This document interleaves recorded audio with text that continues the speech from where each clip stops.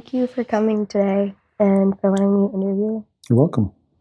And the first question is, where were you born? I was born in New York City. What brought you here to Nantucket? In 1967, I was protesting the Vietnam War in Washington, D.C. And I ended up, by coincidence, staying at the house of some people who went to Georgetown University in D.C. And we ended up staying with them that night and all becoming great friends. One of those people was a guy named Chick Walsh, who's no longer with us, but he became a good friend. And in 1969, he and his girlfriend at the time told me that there was this magical place called Nantucket, and I should come visit them and stay with them that following summer, which was the summer of '69. And that's what I did, and I fell in love in about an hour, and been here pretty much in one way or another ever since. When you came here, what was the first thing you noticed? Well, the first thing anybody noticed, and I don't know why, because the town was so beautiful, but the first thing in the old days was Henry's sandwich shop was right there. So you got off the boat, you had a sandwich, and you said, okay, I'm in Nantucket. What do I do now? And then as you walk, it gets more and more beautiful. And finally, you're just going, this is the most beautiful place I've ever seen at the ripe old age of 19 years old or something. So, What was your favorite thing? walking up Main Street, because, in that first, actually, after our first month on the island, I came with one other person. In that first month, I remember we were looking at the bulletin board, which is right where it still is. And all of a sudden, everybody who walks by is saying hello to us. And I went, do you realize that we know about 100 people after we've lived here for a month? Where else could that happen? But I learned if you don't want anybody to know what you did, then don't do it. And that's a good rule to live by here.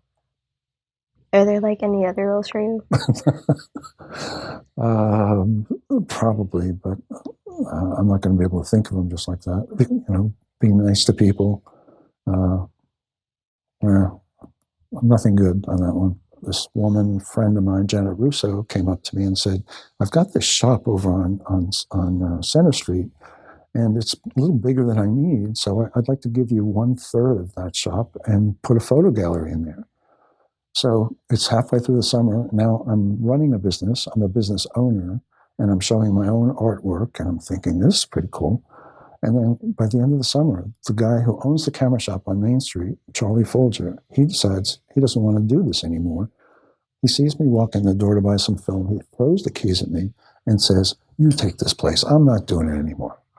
So I sat around for a while, and I'm thinking, I sat around for a couple of days running the shop and thinking, does he really mean this? Does he really mean this? So I called him up. He said, I'm happier than I've ever been in my life. I'm not coming back. And I said, okay, I'll offer you $7,000 for the entire business. And he agreed. So now I own 2 businesses after 3 months on the island. I thought that was pretty good.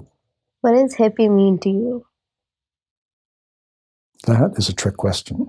I was very purposefully a hippie. I didn't like the position that we were taking with Vietnam and what was happening there. Were there any downsides for being a hippie?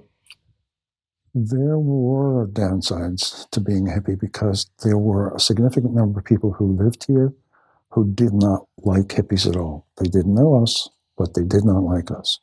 I played on a basketball team, the town basketball league, and they would really rough us up like they would. The other team, which was always an island team, would rough us up, and we had not even done anything to make them upset with us, but they thought this wave of hippies, which was coming onto the island, was going to start to take over the island, and they would lose their own jobs. And of course, that didn't happen because the island grew to accommodate.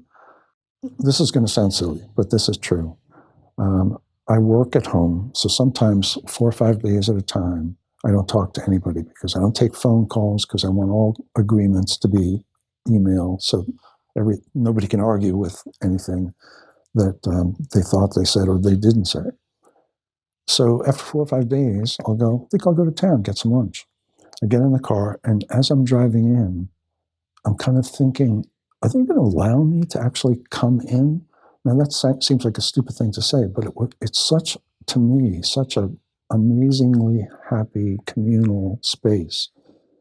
And then that first person would come along and give me a smile and say, "Hi, Gene." And I'd go, "Oh, yeah, this is Nantucket. This is unbelievable." What I mean is, there was a smiling face of someone, in a sense, waiting for me to show up so he or she could say hi to me.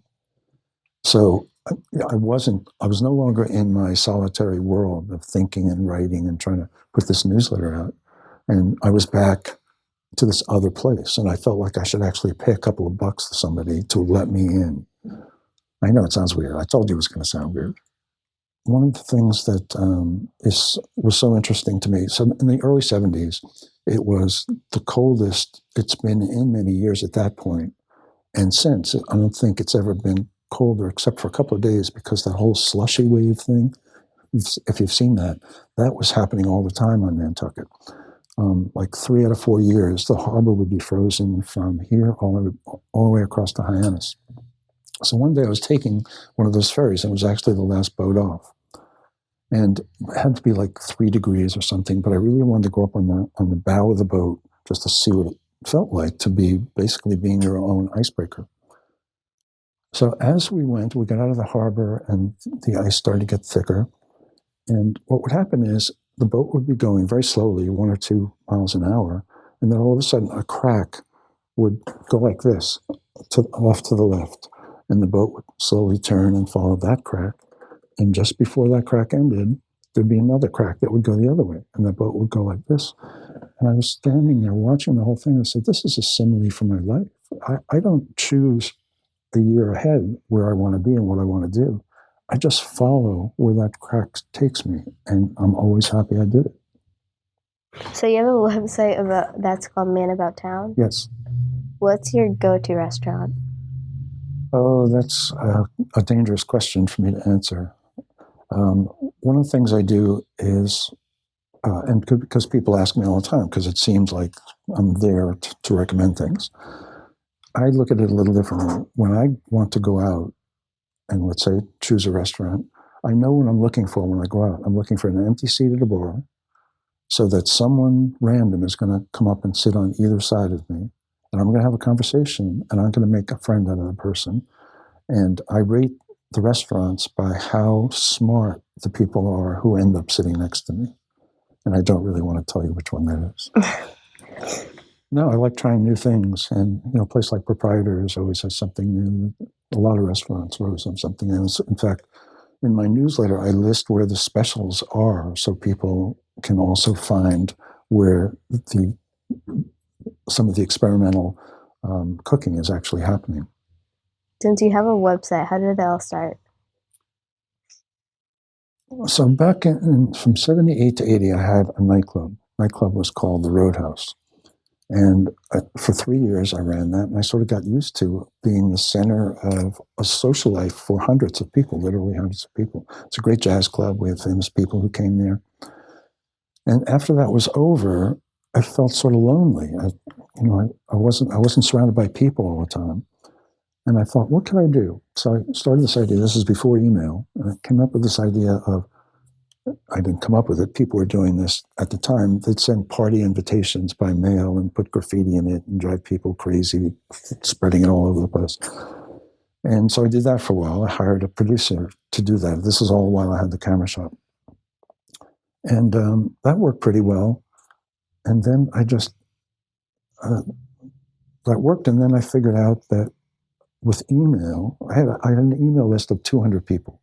And I figured out that if I started mailing those people, I could tell them where I would be that Friday night. And out of 200 people, 10 people are going to show up. And then I'll be surrounded by my friends. That's all I was looking for, an easy way to not walk into the wrong nightclub and not find anybody there. So that worked for a while. And then people started to ask if they could advertise in it. And then people started to give me their email addresses so we could build it up to be something bigger and better. So that's how it got started. And it does work. I started meeting people. I was invited to parties, all the events on the island. Some way or another, I cover that. So that's where I wanted to be, and that's where I am. What was it like for you at first? At first, it was a little scary because I made up the idea, and to go to every party on Nantucket for a summer, every event, every concert, that would probably cost $30,000-$40,000 if you had to buy tickets. So I remember the first one I went to was a party for, I believe it was the new school, and it was because it was their building.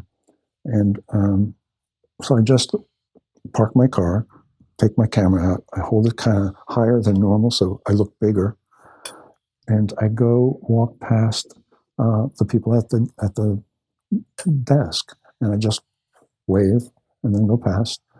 And I would kind of turn around and look, and they're all talking to each other like, "Who is that guy? And why did he just walk in? I mean, are we supposed to?" And by the time they figured out that I didn't belong there, I sort of was lost in the crowd. And then I made up some story. So I did that for like half the summer. And then the next time I did a party, I noticed that people were going, "Hey, it's the man about town. The man about town is here." And they were happy that I showed up. So basically, I just went from crashing parties to actually being one of the most wanted guests at parties. Do you remember the first person that called you the man about town? I remember how it got named. I was sitting at 56 Union with a couple of friends, and I started sounding, and I hadn't started the first issue, so I started asking all my friends, "So what would you think of this? And this is what it would look like, and this is what it would do." And they went, "Yeah, what are you going to call it?" And I said, "I'm thinking Gene's Place." And as I said it, I went, "No, that's terrible." And this woman who was sitting right next to me, she said, "Man About Town." And I went, "No, that's not going to work." And then she actually got up, went to the end of the bar, and about 15 minutes later, I'm just sitting there and went, "Man About Town. Oh my God." And I went running over to her and said, "That's it. It's Man About Town." And congratulated her. And I always give her credit now when somebody says, "How did you name it?" If your friends were to describe you in one word, what would it be? I hope, I think I don't know what it would be, but I would like it to be that I'm a facilitator. I bring people together. I try to find how two people together can do better things than they could alone. Um, that could be somehow shortened and put on my gravestone too. That's the important thing to me. Just thank you very much to Nancy and you and NCTV for doing this. It's a great thing. I saw the first set. I was blown away by how good it is. So I'm really happy to be a part of it. Thank you for coming. Thank you. And thank you for taking time out of your day to be here. It's more fun than going back to work, so it's good. My favorite part about Gene is that he doesn't know what's going to happen next, and that's a really exciting way to live because you don't know what's going to happen.